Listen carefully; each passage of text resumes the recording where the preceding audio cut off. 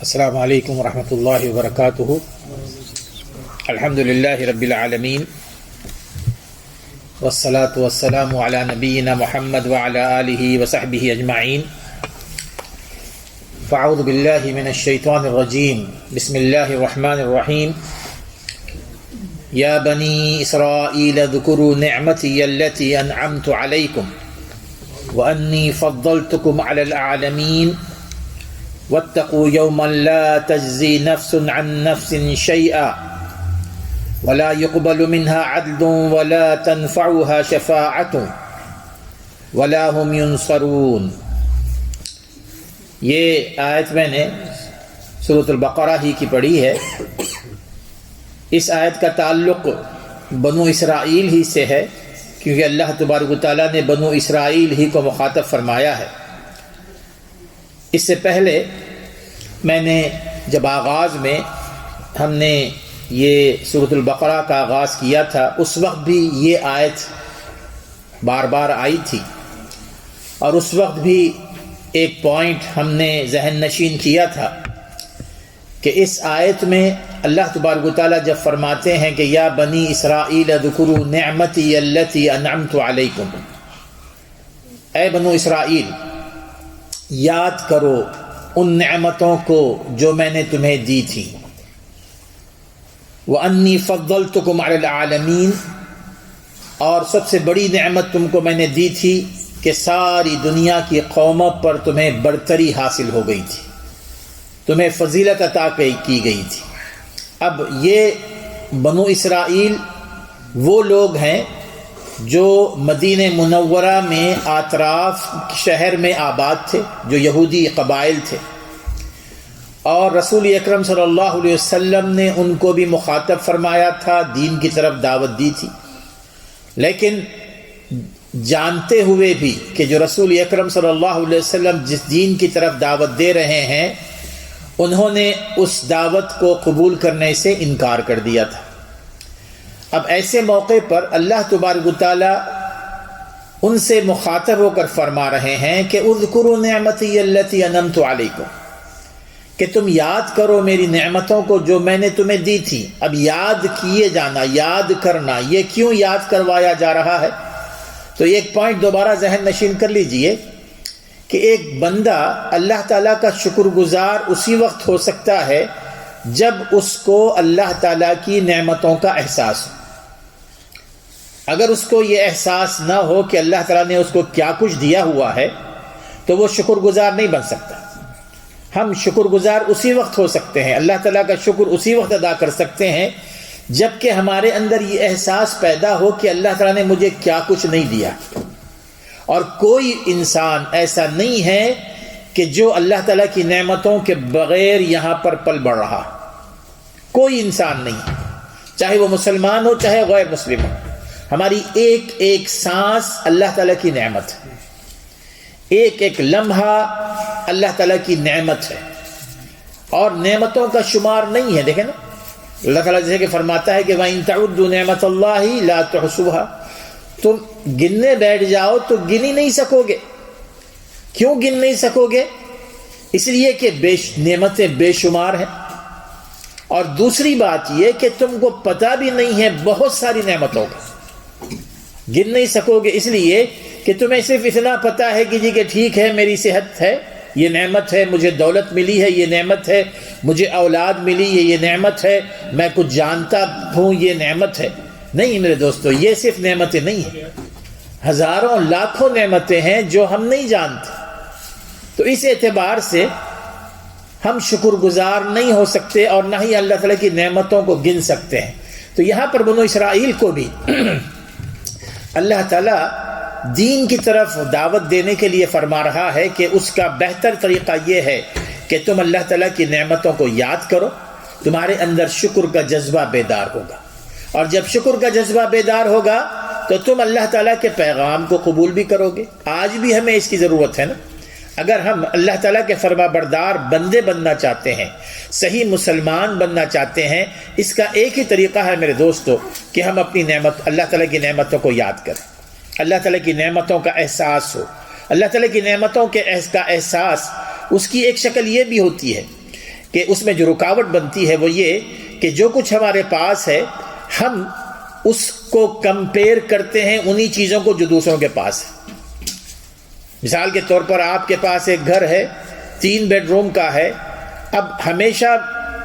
ہماری نظر ہمارے گھر پر نہیں ہوگی، جن کے پاس 4 بیڈ روم کا گھر ہے ان پر ہوگی۔ ہمارے پاس اگر 2000 کی گاڑی ہے، ہماری 2000 کی گاڑی کی کوئی اہمیت نہیں ہوگی ہمارے پاس، ہم اس گاڑی کو دیکھتے رہیں گے جو میرے دوست، جو میرے پڑوسی کے پاس ہے 10,000 کی گاڑی، ہمیشہ اس پر نگاہ ہوگی۔ تو یہ وہ جو فکر ہے، یہ سوچ ہے نا، یہ سوچ ہمیں اپنے اندر ناشکر گزاری پیدا کرتی ہے۔ شکر گزار تو ہم بن نہیں سکتے۔ اگر ہم اپنی نگاہ صرف اپنی چیزوں پر رکھیں نا، اور اس کے ساتھ ہی ان لوگوں پر ہماری نظر ہو جن کے پاس گاڑی سرے سے نہیں ہے۔ آپ کے پاس، میرے پاس 2000 کی گاڑی ہے،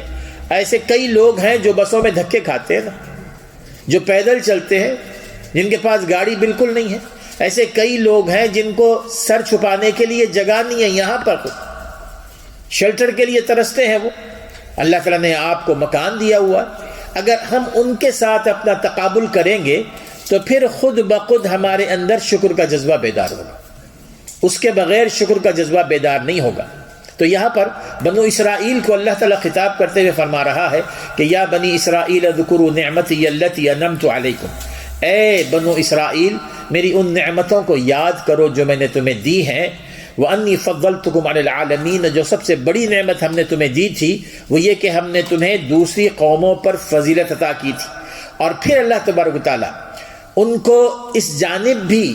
ان کا دھیان، یعنی ان کو متوجہ فرما رہا ہے جو آنے والا دن ہے۔ میرے دوستو، دن تو بہت سارے ہیں نا ہمیں دنیا میں، مختلف دن ہوتے ہیں، کوئی خوشی کا دن ہوتا ہے، کوئی غم کا دن ہوتا ہے، کوئی بہت بڑا دن ہوتا ہے، کوئی چھوٹا دن ہوتا ہے، لیکن ان تمام دنوں میں ایک دن ہے اس کی کوئی مثال نہیں دی جا سکتی، اور وہ ہے یہ قیامت کا دن، وہ قیامت کا دن۔ اور قرآن مجید میں بار بار اس کی طرف توجہ دلائی گئی، وَاتَّقُوا يَوْمًا لَا تَجْزِي نَفْسٌ عَن نَفْسٍ شَيْئًا۔ اگر تمہارے اندر اس حق کو قبول کرنے اور دعوت کو قبول کرنے میں کوئی چیز مانے ہے تو وہ یہی چیز کہ تم اس دن کی کیفیت کو اپنے اندر نہیں لا سکتے، تم اس دن کا احساس اپنے اندر نہیں پیدا کر رہے۔ اگر تمہیں اس دن کا احساس ہو جائے، اس دن کا احساس ہو جائے، یہاں پر صرف 3-4 باتیں بتائی گئی ہیں اس دن کے حوالے سے، ورنہ تو قرآن مجید بھرا پڑا ہے کہ قیامت کے دن کے احوال پر۔ یہاں پر اللہ تعالیٰ فرماتے ہیں کہ لا تجزی نفس عن نفس شیئا، کہ کوئی کسی کے کام نہیں آئے گا، کوئی کسی کے کام نہیں آئے گا۔ دنیا میں آپ دیکھیے ہم ہر کسی کے کام آتے ہیں، ہمارے ساتھ کوئی ہماری مدد کرتے ہیں، ہم والدین کے کام آتے ہیں، بہن بھائیوں کے کام آتے ہیں، ہمارے بہن بھائی ہمارے کام آتے ہیں، مشکل شکلوں میں، مشکل حالات میں ایک دوسرے کا ساتھ دیتے ہیں۔ لیکن میرے دوستو، اس وقت جب یہ قیامت کا دن آئے گا، حشر کا میدان ہوگا، لا تجزی نفس عن نفس شیئا، وہاں پر کوئی کام نہیں دے گا، کوئی کسی کا کام نہیں دے گا، کوئی کسی کی مدد نہیں کرے گا، ولا يقبل منها عدل، اور وہاں پر کوئی فدیہ بھی نہیں دیا جائے گا۔ یعنی آپ کسی کو فدیہ دے کر اپنے آپ کو آزاد کر لیں، وہاں فدیہ بھی نہیں ہوگا، ولا تنفعها شفاعۃ، اور نہ ہی وہاں کسی کی سفارش چلے گی، ولا هم ينصرون، اور نہ ہی وہاں پر کوئی مدد کرنے والا ہوگا۔ میں دوستو ذہن میں رہنا چاہیے کہ وہ جو قیامت کا دن ہے نا، بہرحال تفصیلی طور پر بیان نہیں کیا جا سکتا اس مختصر سے وقفے میں، یہ بات ذہن میں رکھیں، یہ اللہ تبارک و تعالیٰ نے جو دنیا بنائی ہے، یہ دنیا دارالعمل ہے، اور یہ دنیا ایک گزرگاہ ہے، یہ ایک گزرگاہ ہے جہاں سے ہم گزر رہے ہیں، اور ہر دن ہم دیکھتے ہیں لوگوں کو گزرتا ہوا، لوگ آتے ہیں اور چلے جاتے ہیں، کوئی یہاں نہیں ٹھہرتا،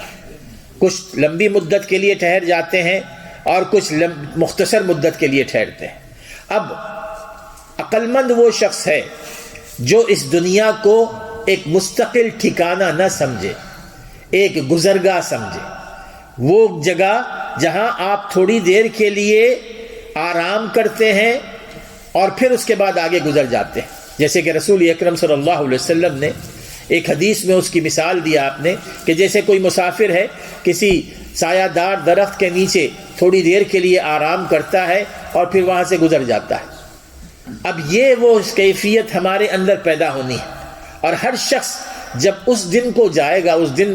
کا سامنا کرے گا، وہاں پر کوئی نہ حاکم ہوگا، نہ محکوم ہوگا، نہ امیر ہوگا، نہ غریب ہوگا، نہ بادشاہ ہوگا، نہ فقیر ہوگا، سبھی برابر برابر ہوں گے۔ کوئی فرسٹ کلاس نہیں ہوگا، کوئی یعنی بزنس کلاس والا نہیں ہوگا، کوئی سیکنڈ کلاس نہیں ہوگا،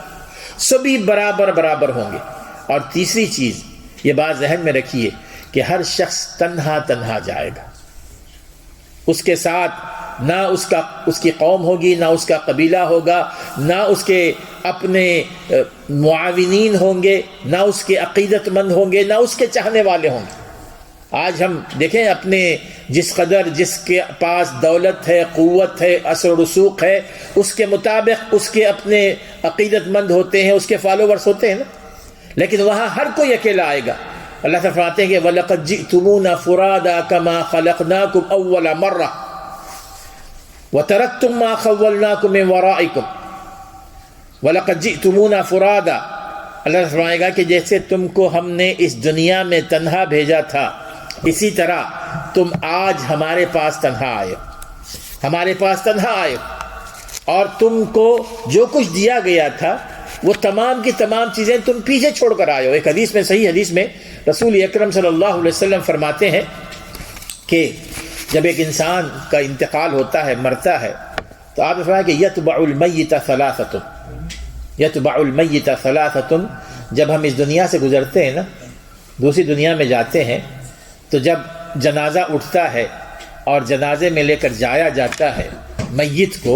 اس وقت اس میت کو فالو کرتی ہیں تین چیزیں اس کو فالو کرتی ہوئی قبرستان تک جاتی ہیں۔ یتبع المیت ثلاثۃ اہلہ ومالہ وعملہ۔ رسول اکرم صلی اللہ علیہ وسلم فرماتے ہیں کہ تین چیزیں اس کے قبر تک جاتی ہیں، اس کے اپنے رشتہ دار جاتے ہیں اس کی قبر تک،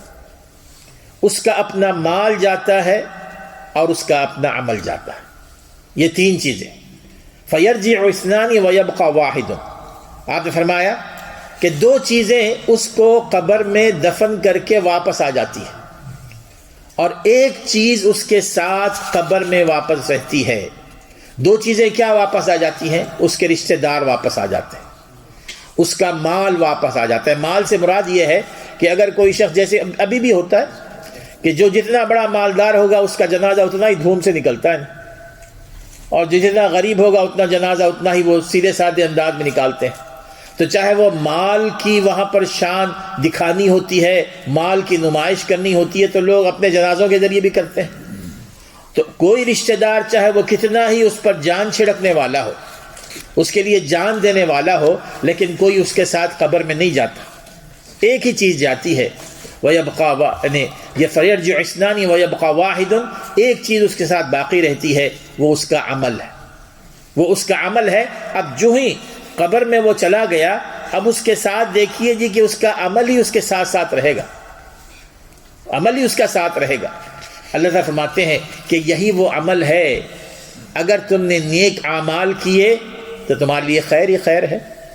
اگر تم نے برے اعمال کیے تو تمہارے لیے بدبختی ہی بدبختی ہے۔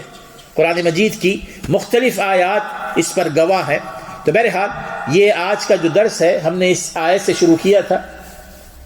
کہ یا بنی اسرائیل اذکروا نعمتی التی انعمت علیکم وانی فضلتکم علی العالمین واتقوا یوما لا تجزی نفس عن نفس شیئا ولا يقبل منها عدل ولا تنفعها شفاعة ولا هم ينصرون۔ اب آگے کی آیات دیکھیے،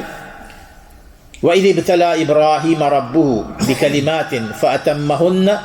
قَالَ إِنِّي جَاعِلُكَ لِلنَّاسِ إِمَامًا قَالَ وَمِن ذُرِّيَّتِي قَالَ لَا يَنَالُ عَهْدِ الظَّالِمِينَ۔ اب اچانک آپ سمجھ رہے ہوں گے کہ جی کہ موضوع چینج ہو گیا۔ موضوع چینج نہیں ہوا، موضوع میں وہی تسلسل برقرار ہے، وہ اس طرح کا کہ چونکہ اللہ تعالیٰ نے سب سے پہلے خطاب فرمایا بنو اسرائیل سے، اور وہ بنو اسرائیل جو مدینہ منورہ میں آباد تھے، مدینے کے اطراف میں آباد تھے، اور جو رسول اکرم صلی اللہ علیہ وسلم کی دعوت کی مخالفت کر رہے تھے سختی سے، ان کو خطاب کرتے ہوئے اللہ تعالیٰ نے یہ پہلے یہ فرمائی کہ تم اللہ تعالیٰ کی دی ہوئی نعمتوں کو یاد کرو۔ پھر اس کے بعد اچانک ابراہیم علیہ السلام کی زندگی کے واقعات یہاں پر شروع ہو گئے۔ ابراہیم علیہ السلام کا ذکر یہاں اس لیے شروع کیا گیا ہے کہ جو بنو اسرائیل ہیں ان کا گہرا تعلق ہے ابراہیم علیہ السلام کی اولاد سے، جو حضرت اسحاق علیہ السلام کی اولاد ہوئی۔ اسحاق علیہ السلام، یعقوب علیہ السلام، یوسف علیہ السلام، اور یعقوب علیہ السلام سے یہ بنو اسرائیل کا آغاز ہوا نا۔ یعقوب علیہ السلام کے 12 بیٹے تھے اور انہی سے یہ سارے کے سارے پیدا ہوئے، یہ ساری یعنی ان کے ٹرائب بنے، قبائل بنے، اور ان میں پھر یہ قبائل آگے بڑھتے چلے گئے۔ اب بنو اسرائیل کا ابراہیم علیہ السلام کے ساتھ گہرا تعلق تو ہے، لیکن جب رسول اکرم صلی اللہ علیہ وسلم نے ان کو اسلام کی دعوت دینی شروع کی تو ان کو یہ زعم تھا کہ رسالت اور نبوت کا حق کے حقدار تو ہم ہیں، اس سے پہلے جتنے بھی رسول اور انبیاء آئے ہیں وہ ہمارے پاس ہی آئے ہیں، تو اب ہم یہ کیسے مان لیں کہ جی کہ تم رسول بن کر آئے ہو؟ تو وہ اپنے آپ کو، جیسے آج کل ہوتا ہے دیکھیے جو سجادہ نشین ہوتے ہیں، اپنے آپ کو وہ سجادہ نشین سمجھتے تھے۔ ان کے ذہن میں یہ بات تھی کہ چاہے ہم کیسے بھی عمل کرنے والے ہوں، ہم ہی ابراہیم علیہ السلام کے حقیقی وارث ہیں۔ اب یہاں پر اللہ تبارک و تعالیٰ نے ابراہیم علیہ السلام کی زندگی کے وہ باتیں، ان باتوں کا ذکر کیا ہے جو ان کو یاد کرنے کی ضرورت ہے انہیں۔ ان کی کچھ مثالیں دی ہیں کہ اگر واقعی تم ابراہیم علیہ السلام کے وارث ہو تو ذرا ابراہیم علیہ السلام کی زندگی بھی دیکھ لو، اور اس میں سب سے پہلی بات یہ بتائی گئی وَإِذِ ابْتَلَىٰ إِبْرَاهِيمَ رَبُّهُ بِكَلِمَاتٍ۔ یاد کرو اس وقت کو جب تمہارے جد امجد ابراہیم علیہ السلام کو اس کے رب نے مختلف چیزوں میں آزمایا۔ اللہ تعالیٰ نے ابراہیم علیہ السلام کی زندگی آپ نے دیکھا ہوگا کہ آزمائشوں سے بھرپور تھی، آزمائشوں سے بھرپور۔ مفسرین اس میں مختلف قسم کی باتیں لکھتے ہیں کہ جی کہ آزمائش میں وہ طہارت کے آداب تھے یا وہ کچھ تھے یا وہ، بہرحال ہو سکتا ہے وہ ہو، لیکن ابراہیم علیہ السلام کی جو آزمائش ہوئی تھی وہ ان چیزوں میں جن چیزوں سے انسان کو بہت زیادہ محبت ہوتی ہے، وہ کسی بھی قیمت اس کو چھوڑنا نہیں چاہتا، وہ کسی نہ کسی طرح اس کے ساتھ اٹیچ رہنا چاہتا ہے۔ اور ان میں سے کون سی چیزیں ہیں؟ سب سے پہلی اپنی فیملی ہوتی ہے نا۔ فیملی کے ساتھ اگر کوئی قطع تعلق کر لے تو اس کا جینا دوبر ہو جاتا ہے۔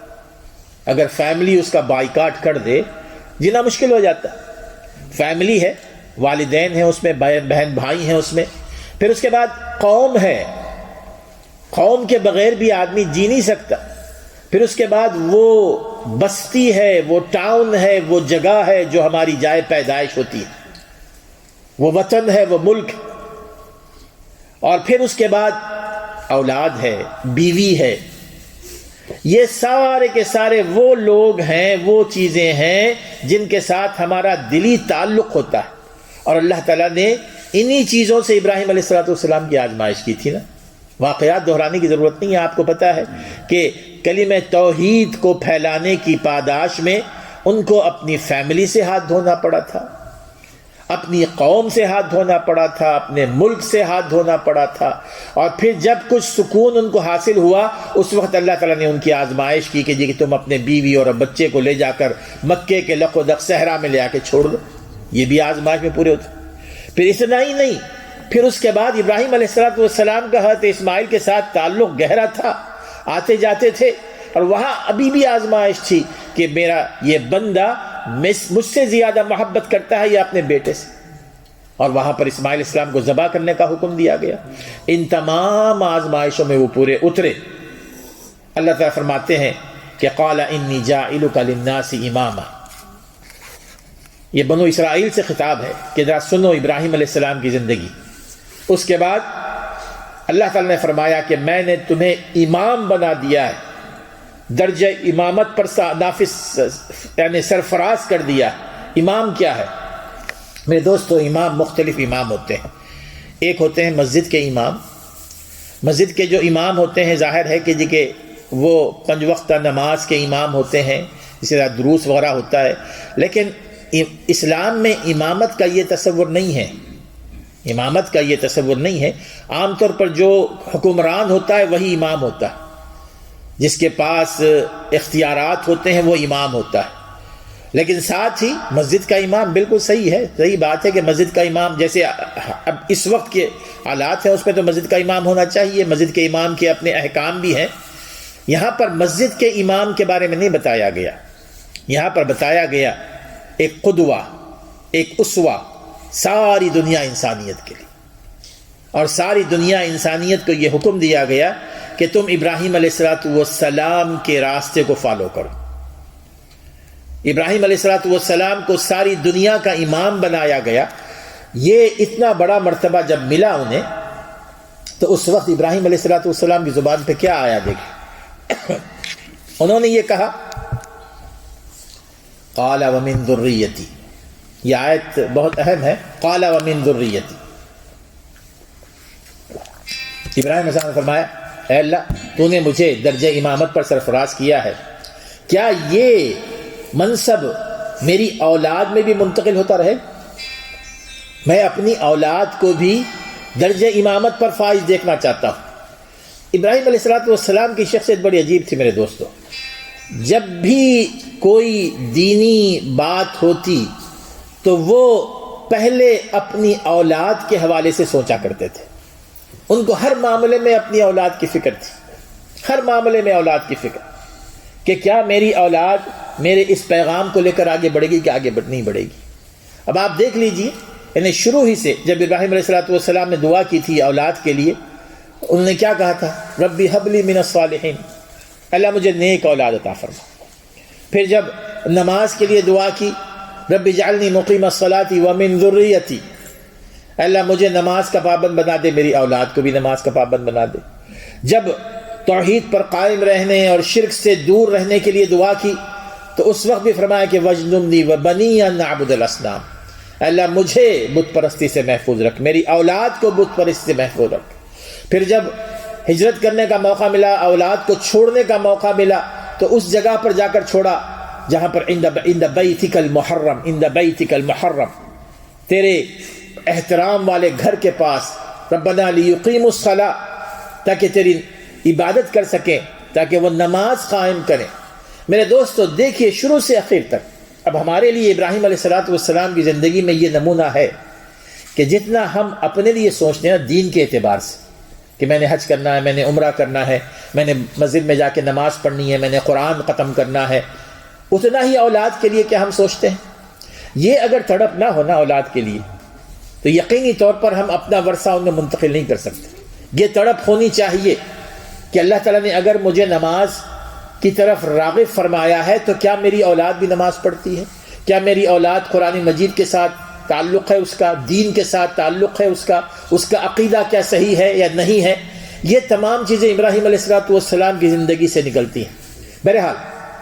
جو دوسرا نقطہ جو اہم ہے وہ یہ کہ جب ابراہیم علیہ السلام نے یہ اللہ تعالیٰ سے یہ سمجھیے کہ ریکویسٹ کی کہ وَمِن ذُرِّيَّتِي، کیا یہ امامت کا منصب میری اولاد کو بھی ملے گا؟ قَالَ لَا يَنَالُ أَحْدِ الظَّالِمِينَ. اللہ تعالیٰ کیا فرمایا؟ فرمایا کہ یہ منصب ایسا نہیں ہے جو سجادہ نشینوں کو ملتا ہے. اس میں یہاں پر عمل ہی دیکھا جاتا ہے، یہاں حسب و نسب نہیں دیکھا جاتا، خاندان نہیں دیکھے جاتے. یہودیوں کو، بنو اسرائیل کو اللہ تعالیٰ نے یہاں پر یہ مثال دے کر فرمایا کہ تم ہو اولاد ابراہیم علیہ السلام کی، لیکن تم ابراہیم علیہ السلام کے نقش قدم پر نہیں چل رہے ہو. تمہارے اعمال ابراہیم علیہ السلام کے عمل سے بالکل متضاد ہیں، تمہارا عقیدہ متضاد ہے.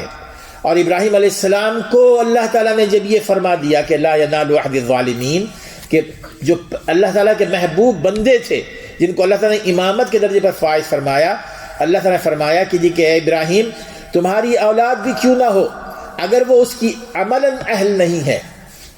اس کے عقیدے اور عمل کے اعتبار سے وہ اگر اہل نہیں ہے تو اس کو یہ منصب نہیں ملے گا. یہ منصب ملے گا محض عمل سے اور عقیدے سے. میرے دوستو یہ ایک اصول قرآن مجید نے بیان کر دیا. اس میں بنو اسرائیل کو بھی خطاب کیا گیا کہ تم ابھی تک تمہارے اندر یہ غلط فہمی ہے کہ جی کہ ہم ابراہیم علیہ السلام کی اولاد سے ہیں تو یہ جو منصب ہے نبوت کا، امامت کا، وہ ہمارے پاس ہی رہنا چاہیے، یہ تمہاری غلط فہمی ہے، یہ تمہاری غلط فہمی ہے۔ اس اعتبار سے اس کا یہ آگے کی پچھلی آیات کے ساتھ اس کا تعلق ہوتا ہے۔ اور پھر اس کے بعد اللہ تبارک و تعالیٰ نے آگے ابراہیم علیہ السلام کے حوالے سے فرمایا کہ وَإِذْ جَعَلْنَا الْبَيْتَ مَثَابَةً لِلنَّاسِ وَأَمْنًا وَاتَّخِذُوا مِن مَّقَامِ إِبْرَاهِيمَ مُصَلًّى وَعَهِدْنَا إِلَىٰ إِبْرَاهِيمَ وَإِسْمَاعِيلَ أَن طَهِّرَ بَيْتِيَ لِلطَّائِفِينَ وَالْعَاكِفِينَ وَالرُّكَّعِ السُّجُودِ وَإِذْ جَعَلْنَا الْبَيْتَ مَثَابَةً لِلنَّاسِ، اور جب ہم نے اللہ کے گھر کو، کعبۃ اللہ کو، بیت اللہ کو لوگوں کا ایک مرکز بنایا، وَأَمْنًا اور امن کی جگہ بنائی، وَاتَّخِذُوا مِن مَّقَامِ إِبْرَاهِيمَ مُصَلًّى تم ابراہیم علیہ السلام کی جگہ کو اپنے لیے مصلی بناؤ۔ اب یہ جو آیات کی تفسیر ہے وہ یہ کہ یہ ان آیات کا تعلق وہ ہے جب ابراہیم علیہ السلام نے کعبۃ اللہ کی تعمیر کر دی تھی۔ اس موقع پر اس میں مقام ابراہیم کے حوالے سے آپ کو سب کو معلوم ہوگا کہ جب آپ عمرے پر جاتے ہیں یا حج پر جاتے ہیں، ایک جگہ ہے جہاں مقام ابراہیم جو بتایا ہے نا، اور وہاں ہم جب طواف سے فارغ ہوتے ہیں، عمرے سے فارغ ہوتے ہیں، تو وہاں پر 2 رکعت نماز پڑھتے ہیں۔ معنی یہ نہیں ہے کہ جی کہ اس کے سامنے نماز پڑھی جائے، معنی یہ ہے کہ اس جگہ پر، اس کے اطراف میں، لہٰذا اگر آپ وہاں نماز نہ پڑھ سکے تو کعبۃ اللہ میں کہیں بھی پڑھ سکتے ہیں، کہیں بھی پڑھ سکتے ہیں۔ لیکن وہ ابراہیم، مقام ابراہیم کو اہمیت اس لیے ہے کہ جیسے کہ روایات میں، صحیح روایات میں آتا ہے کہ اس میں جو ایک یعنی گنبد نما چیز بنی ہوئی ہے، اس کے اندر جو پتھر ہے، بتایا جاتا ہے کہ وہ پتھر ہے کہ جس پر کھڑے ہو کر ابراہیم علیہ السلام نے کعبۃ اللہ کی تعمیر کی تھی، جب دیوار اونچی ہوتی جا رہی تھی اس وقت، اور وہ پتھر اس وقت تک باقی ہے۔ شروع میں وہ بالکل کعبۃ اللہ کے ساتھ لگا ہوا تھا۔ عمر بن خطاب رضی اللہ تعالیٰ عنہ نے فرمایا کہ اس کو تھوڑا سا آگے کر دیا جائے، اس لیے کہ لوگوں کو بڑی مشکل ہو رہی تھی طواف کرتے ہوئے، اور مقام ابراہیم کو نماز کی جگہ بنانے میں بھی حضرت عمر بن خطاب ہی کا تعلق۔ انہوں نے عمر بن خطاب میں رسول اکرم صلی اللہ علیہ وسلم سے اس خواہش کا اظہار کیا تھا کہ کاش یہ وہ جگہ ہوتی جہاں پر لوگ کھڑے ہو کر نماز پڑھتے، تو اللہ تعالیٰ نے حضرت عمر کی اس خواہش کی تکمیل فرمائی۔ عمر بن خطاب کہتے ہیں کہ 3 چیزیں ہیں جن کو میرے اپنے ذہن میں جو میری خواہش تھی اللہ تعالیٰ نے اس کے مطابق کیا، اور اس میں سے ایک چیز یہ بھی تھی وَاتَّخِذُوا مِن مَّقَامِ إِبْرَاهِيمَ مُصَلًّى، لیکن یہ وہ چیز نہیں ہے کہ جہاں جا کے اس کو چھوئیں، اس کو مس کریں۔ ہمارے ہاں یہ بدعقیدگی پائی جاتی ہے نا، جو بھی چیز ہوتی ہے اس کو ہم چھونا شروع کر دیتے ہیں۔ وَاتَّخِذُوا مِن مَّقَامِ إِبْرَاهِيمَ مُصَلًّى وَعَهِدْنَا إِلَىٰ إِبْرَاهِيمَ وَإِسْمَاعِيلَ أَن طَهِّرَ بَيْتِيَ لِلطَّائِفِينَ وَالْعَاكِفِينَ وَالرُّكَّعِ السُّجُودِ، اور یہ ڈیوٹی، یہ بہت بڑی ذمہ داری اللہ تعالیٰ نے ابراہیم اور اسماعیل علیہ السلام کو دی، وہ یہ کہ میرے گھر کو پاک اور صاف رکھو، پاک اور صاف رکھو طواف کرنے والوں کے لیے، اعتکاف کرنے والوں کے لیے، رکوع کرنے والوں کے لیے، سجدے کرنے والوں کے لیے۔ میرے دوستو، یہ مسجد کی صفائی، بیت اللہ کی، اللہ کے گھر کی صفائی معمولی چیز نہیں ہے۔ یہ وہ کام ہے کہ جو اللہ تعالیٰ نے حضرت ابراہیم اور اسماعیل کو اس کے کرنے کا حکم فرمایا تھا، تو اس کام کے کرنے میں تو ہمیں خوشی ہونی چاہیے، ہمیں یہ موقع ملنا چاہیے کہ اللہ تعالیٰ کے اس گھر کو ہم پاک اور صاف کریں۔ لیکن اتفاق سے بعض لوگ پاکی صفائی کے بجائے اس کو گندا کرتے ہیں۔ ہونا یہ چاہیے کہ جذبہ یہ ہو کہ ہم ظاہری صفائی کا بھی خیال رکھیں اور معنوی صفائی بھی، طاہرہ۔ معنوی صفائی کیا ہوتی ہے؟ معنوی صفائی یہ ہے کہ اس گھر میں اللہ کے علاوہ کسی اور کی بڑائی نہیں ہوگی، اللہ کے علاوہ کسی اور کا نام نہیں لیا جائے گا، اللہ تعالیٰ کے علاوہ یہاں پر صرف اللہ تعالیٰ کی بڑائی ہوگی۔ اس گھر میں اللہ تعالیٰ کے علاوہ کسی اور کو بڑا بنایا جائے گا تو یقیناً یہ اللہ تعالیٰ کو سخت ناپسند ہے۔ وَعَهِدْنَا إِلَىٰ إِبْرَاهِيمَ وَإِسْمَاعِيلَ أَن طَهِّرَ بَيْتِيَ لِلطَّائِفِينَ وَالْعَاكِفِينَ وَالرُّكَّعِ السُّجُودِ وَإِذْ قَالَ إِبْرَاهِيمُ رَبِّ اجْعَلْ هَٰذَا بَلَدًا آمِنًا وَارْزُقْ أَهْلَهُ مِنَ الثَّمَرَاتِ مَنْ آمَنَ مِنْهُم بِاللَّهِ وَالْيَوْمِ الْآخِرِ قَالَ وَمَنْ كَفَرَ فَأُمَتِّعُهُ قَلِيلًا ثُمَّ أَضْطَرُّهُ إِلَىٰ عَذَابِ النَّارِ وَبِئْسَ الْمَصِيرُ۔ اب یہ آخری آیت ہے جس میں اللہ تعالیٰ فرماتے ہیں کہ جب ابراہیم علیہ السلام نے یہ دعا کی کہ رب اجعل ھذا بلدا آمنا، اے اللہ اس شہر کو ایک امن اور سلامتی والا گھر بنا دے، وارزق اہلہ من الثمرات، اور اس میں رہنے والوں کو مختلف پھلوں سے نواز، من آمن منہم باللہ والیوم الآخر، ان لوگوں کو جو تجھ پر ایمان لاتے ہیں، ان لوگوں کو جو یوم آخرت پر ایمان لاتے ہیں۔ اللہ تعالیٰ نے ان کی اس دعا کے جواب میں فرمایا قال ومن کفر فامتعه قلیلا، یہ نہیں، اللہ تبارک و تعالیٰ جب دیتا ہے نا رزق دینے میں اللہ تعالیٰ یہ نہیں دیکھتا کہ کون فرما بردار ہے کون نافرمان ہے، کون اہل علم ہے کون جاہل ہے، کون اونچے خاندان کا ہے کون غریب خاندان کا۔ اللہ تعالیٰ ہر کسی کو دیتا ہے، بے حد و حساب دیتا ہے، اور بعض اوقات جاہلوں کو پڑھے لکھوں سے زیادہ دے دیتا ہے۔ یہاں پر بھی اللہ نے فرمایا کہ قال ومن کفر فامتعه، کہ جو میری ناشکری کرے گا، میرے ساتھ کفر کرے گا، میں اس کو بھی دوں گا، لیکن کچھ وقت کے لیے اس دنیا میں، ثم اضطرہ الی عذاب النار، پھر اس کا ٹھکانہ دوزخ ہے، وبئس المصیر، اور کیا برا ٹھکانہ ہے۔ معنی یہ ہوا کہ اللہ تبارک و تعالیٰ ہر کسی کو دیتا ہے، جیسا کہ صحیح حدیث میں رسول اکرم صلی اللہ علیہ وسلم فرماتے ہیں کہ ان اللہ یعطی لمن یحب ومن لا یحب، اللہ تبارک و تعالیٰ اس کو بھی دیتا ہے جس سے اس کو محبت ہوتی ہے، اور اس کو بھی دیتا ہے جس سے وہ محبت نہیں کرتا۔ لیکن دنیا دیتا ہے، دنیا کی چیزیں دیتا ہے، لیکن جب دین کا معاملہ آتا ہے تو دین اللہ تعالیٰ صرف اسی کو دیتا ہے لمن یحب، جس سے اس کو محبت ہوتی ہے۔ یعنی اگر ہمیں اللہ تعالیٰ نے توفیق دی ہے میرے دوستو اللہ تعالیٰ کے دین پر عمل کرنے کی، اس کی عبادت کرنے کی، نیکیوں پر عمل کرنے کی، تو یہ بات یاد رکھیے اللہ تعالیٰ نے آپ کے ساتھ محبت کی ہے، اللہ تعالیٰ آپ کے ساتھ محبت کا اظہار کر رہا ہے۔ یہ ہر کسی کو توفیق نہیں ہوتی۔ ہم یہاں بیٹھے ہوئے مسجد میں، یقیناً یہ اللہ تعالیٰ کا بہت بڑا احسان ہے کہ اللہ تبارک و تعالیٰ نے ہمیں اس بات کی توفیق دی، اور یہ ایک علامت ہے کہ اللہ تبارک و تعالیٰ ہم سے محبت کرتا ہے، اور اللہ تعالیٰ کی محبت کے جواب میں ہم نے بھی اللہ تعالیٰ سے ساتھ اپنی محبت کا اظہار کرنا ہے، اور محبت کا اظہار صرف ان کاموں سے ہو سکتا ہے جن سے اللہ تعالیٰ محبت کرتا ہے۔ وہ کام جو اللہ تعالیٰ کو محبوب ہیں، ان کاموں کے کرنے سے ہم اللہ تعالیٰ کے ساتھ اپنی محبت کا اظہار کر سکتے ہیں۔ جیسے ایک حدیث قدسی میں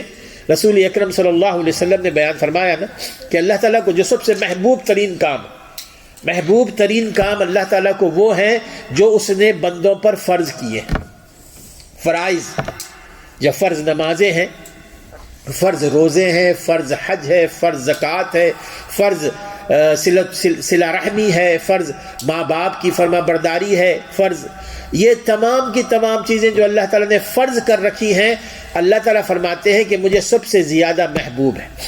بندوں کے اعمال میں یہ سب سے زیادہ محبوب ہے۔ اور پھر اگر بندہ ان فرائض کو ادا کرتے ہوئے پھر وہ کام بھی کرتا ہے جو میں نے اس پر فرض تو نہیں کیے ہیں، لیکن اگر وہ کرے گا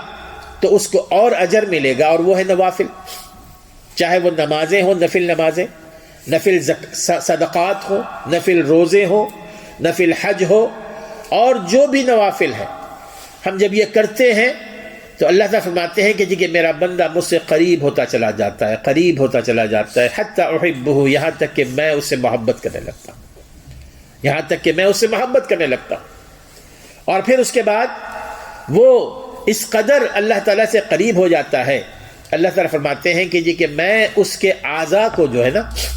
بعض لوگوں نے اس حدیث کا الٹا مفہوم لیا ہے، اللہ تعالیٰ فرماتے ہیں کہ میں اس کے اعضاء کو، یعنی میں اس کا کان بن جاتا ہوں، اس کی آنکھیں بن جاتا ہوں، اس کی زبان بن جاتا ہوں، اس کے پیر بن جاتا ہوں، اس کا ہاتھ بن جاتا ہوں۔ معنی کیا ہے؟ معنی یہ ہے کہ یہ جو اعضاء ہیں، ہم اپنی آنکھوں سے، اپنے کانوں سے، اپنی زبان سے، اپنے پیر سے، اپنے ہاتھوں سے جو کچھ بھی کام کریں گے اللہ تبارک و تعالیٰ کی مرضی کے مطابق کریں گے، اللہ تعالیٰ کی مرضی کے مطابق۔ اور پھر ایک منزل وہ آتی ہے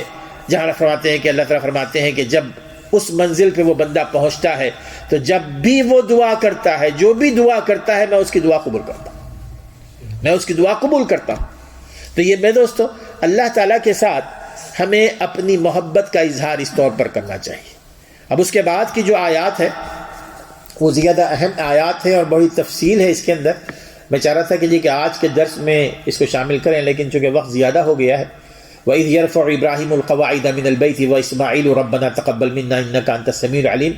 تو انشاءاللہ تعالیٰ اس پر آئندہ درس پر میں اس کا سلسلہ جاری رہے گا۔ اللہ تعالیٰ ہمیں سمجھنے اور عمل کرنے کی توفیق عطا فرمائے۔